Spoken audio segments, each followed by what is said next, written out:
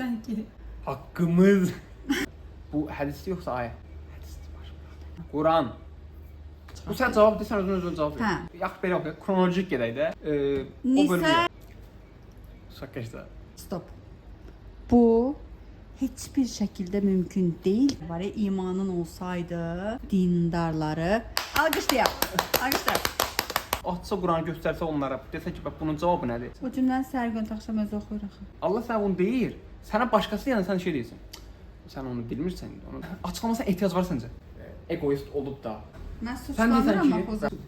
toplum tərəfindən suçlanırsan, sən burada hüququn devrəyə girir. Öz mənfəətini görür. Oradan Getsinlər Ərəbistanda yaşasınlar. Yallah Arabistana.